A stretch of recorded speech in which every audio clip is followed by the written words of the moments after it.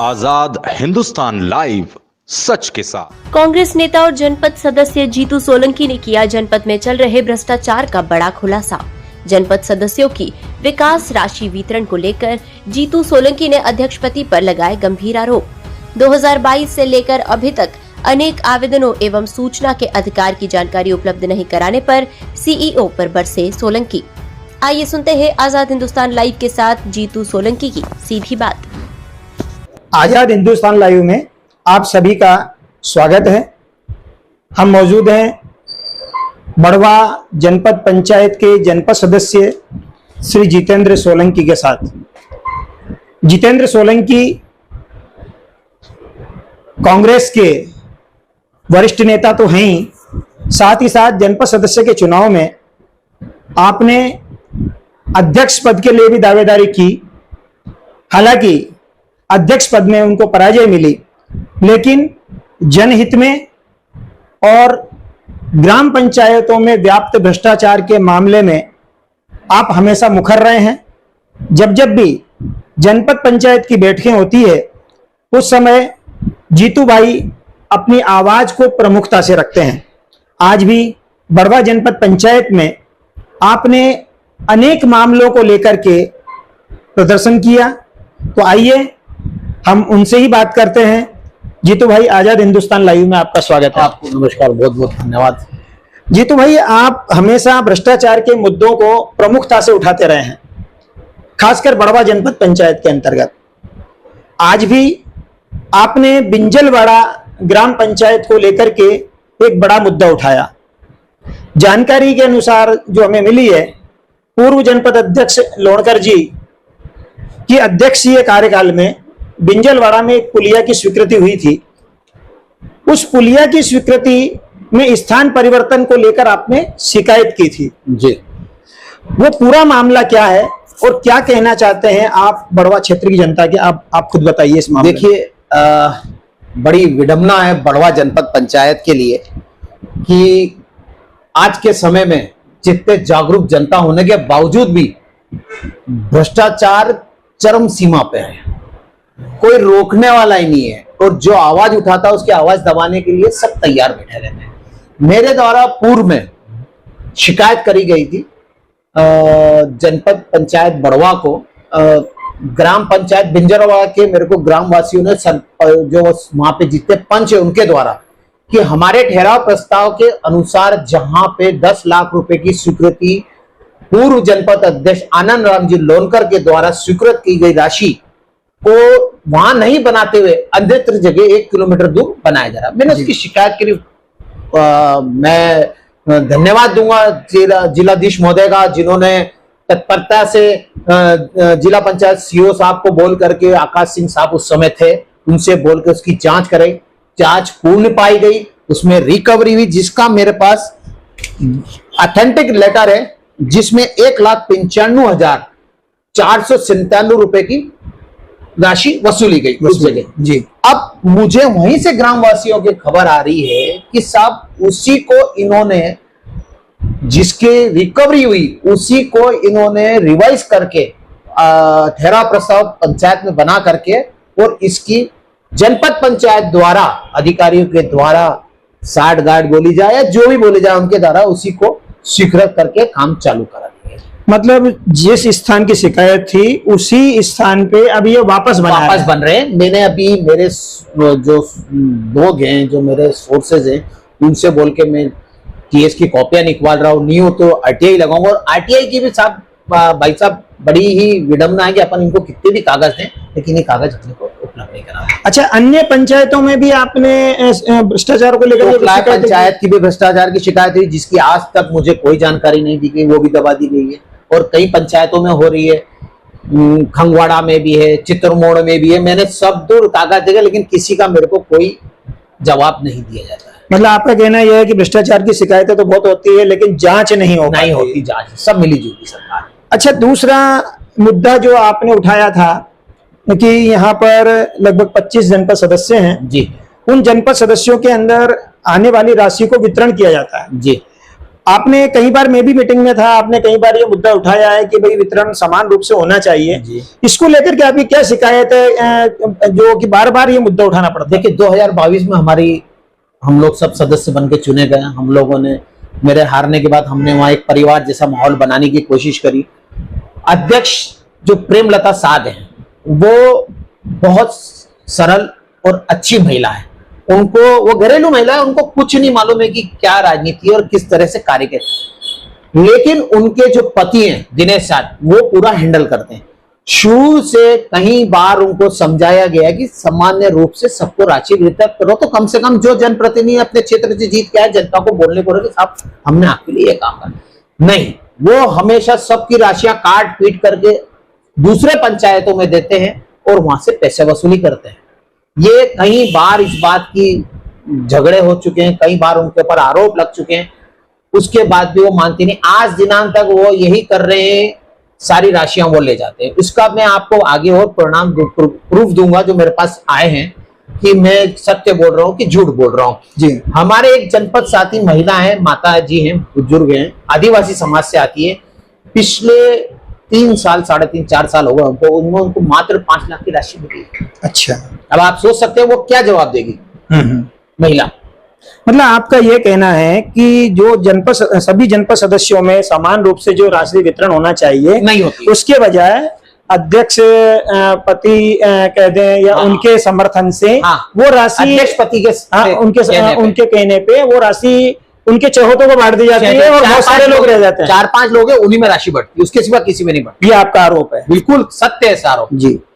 अच्छा, तीसरा ये बताइए कि आपको अभी तक 5 साल के अंदर, मैं आपकी बात करूं या और भी जो सदस्य हैं उनकी बात करूं, आपको कितनी राशि अभी तक मिली 5 साल में और कितनी मिलना चाहिए थी? देखिए मेरी राशि जो मेरे को मिली है, मैं तो लड़ झगड़ के अपने दम के सब ले लेता हूँ। हाँ। मैं अब देखिए, मैं अगर नहीं बोलूंगा, मैं दूसरे जैसे बैठे हैं सदस्य उनके जैसे कुछ बोल नहीं रहा हूँ, विरोध नहीं करूंगा, तो मेरी राशि अभी भी उन्होंने पिछली बार मेरी राशि काट दी। हाँ। कम करी, ऐसा नहीं कि मेरे को भी उन्होंने पूरी, वो हठधर्मी में तय रहता, उन्होंने मेरी राशि कम करी। पिछली बार भी उन्होंने मेरे क्षेत्र में मेरी राशि को कम, मतलब आप तो लड़ झगड़ करके पूरी राशि ले लेते हैं? नहीं, पूरी तो नहीं मिलती है, फिर भी काफी कुछ ले लेते हैं। अभी भी हमारा तय हुआ था कि हम लोग सब लोग बराबर बांटेंगे। अध्यक्ष ने ऐसा कहना है कि अध्यक्ष महोदय का कि मेरे को बहुत पैसे लगे, मैंने करोड़ रुपए खर्चा करे अध्यक्ष बनने के लिए, ऐसा उनका खुला रूप से कहना है।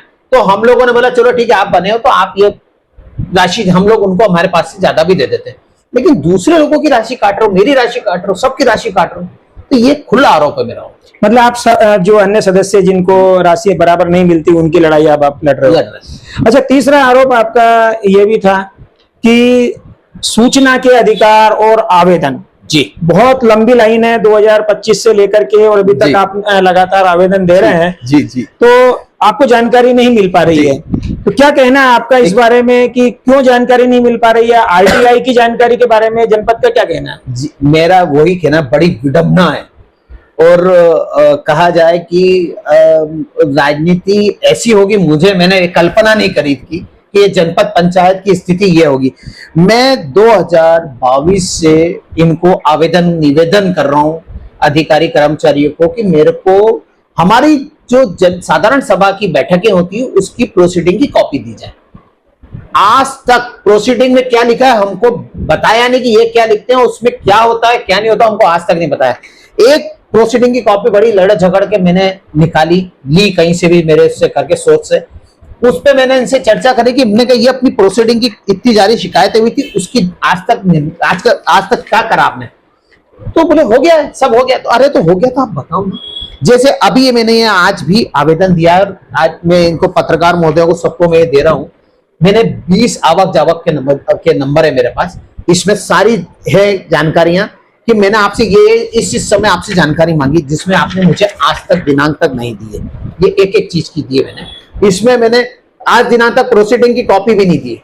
इन लोगों ने क्यों नहीं देते हैं? सूचना का अधिकार मेरे द्वारा लगाया गया, ये 2 सूचना के अधिकार लगाए। एक सूचना का अधिकार मैंने उनसे ये मांगा है कि मुझे 2022 से लेकर आज दिनांक तक प्रेमलता दिनेश साध के लेटर पेड पे किस किस पंचायत को कितनी कितनी राशि दी उसकी जानकारी दी जाए, लेकिन आज तक उपलब्ध नहीं करा रहे। क्यों नहीं करा रहे?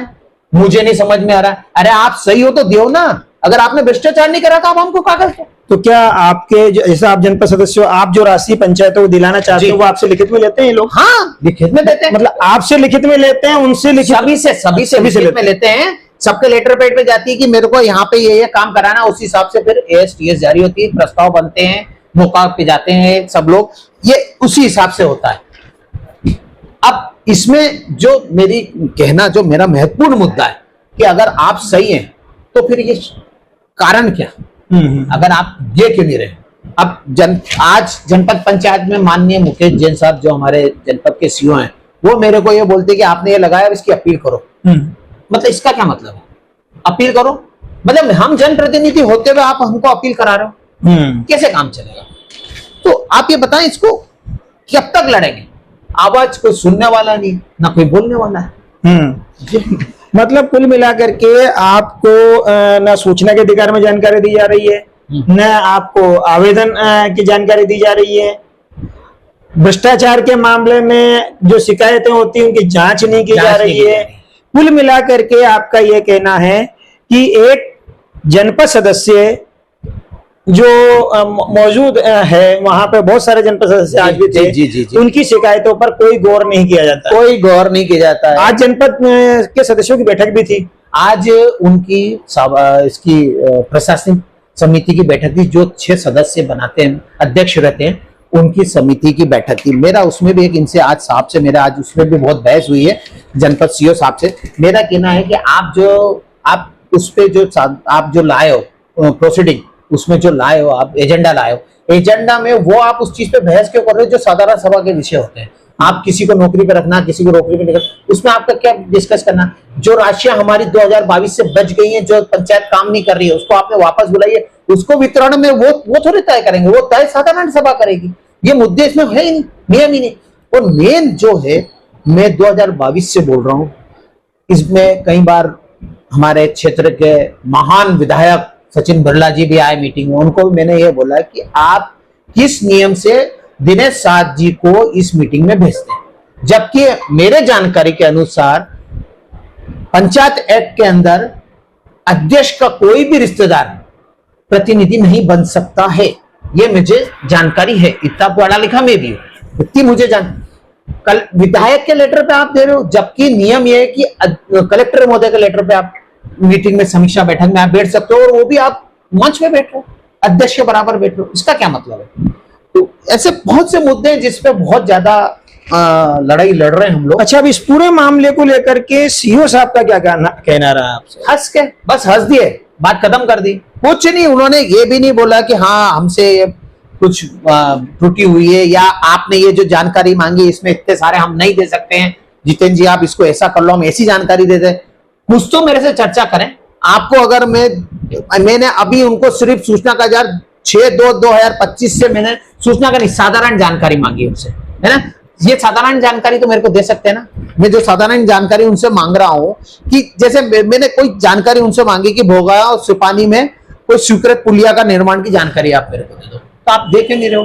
आप क्यों नहीं उपलब्ध करा रहे हो मेरे से किसी भी संबंध में? मैंने उनसे मांगा कि आप विधायक निधि जो जानकारी, विधायक निधि जो विधायक जी निधियां दे रहे हैं, किस किस कहाँ का पंचायत, उसकी जानकारी हमको बताओ। हम पटल पे रखो, मेरे को व्यक्तिगत मत बताओ, पटल पे रखो। मैंने उनसे बिंजलवाड़ा टोकलाई की जानकारी मेरी आज से, मनरेगा के संबंध में उनसे 1000 बार बोल चुका कि मनरेगा की जानकारी तो पटल पे रखो। सदन में सबको बताओ कि मनरेगा में यहाँ इतने करोड़ रुपया, यहाँ इतने पैसे खर्चा कर रहे हैं इस पंचायत। कोई जानकारी नहीं किसी में।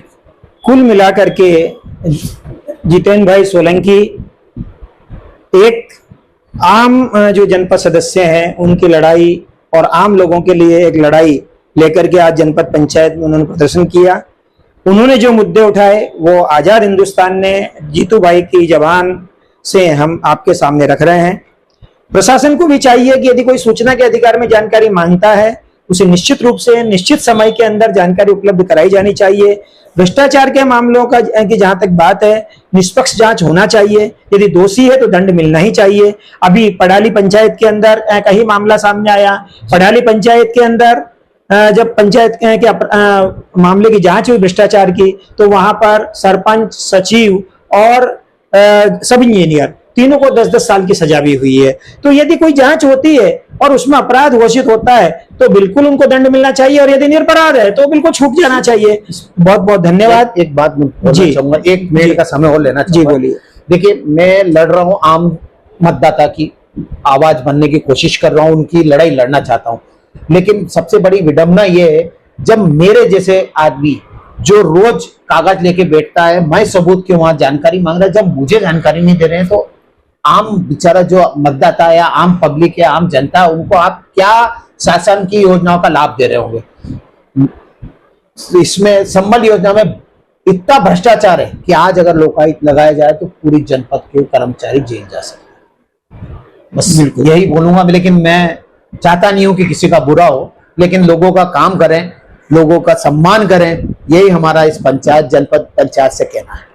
बहुत बहुत धन्यवाद। धन्यवाद बहुत बहुत, आपने मुझे समय दिया, आभारी रहूंगा मैं। मेरी आवाज, मेरे जनता की आवाज, मेरे आम मतदाताओं की आवाज आपने लोगों को पहुंचाने के लिए मुझे समय दिया, इसके लिए मैं आजाद हिंदुस्तान का ऋणी रहूंगा, हमेशा आभारी रहूंगा। धन्यवाद।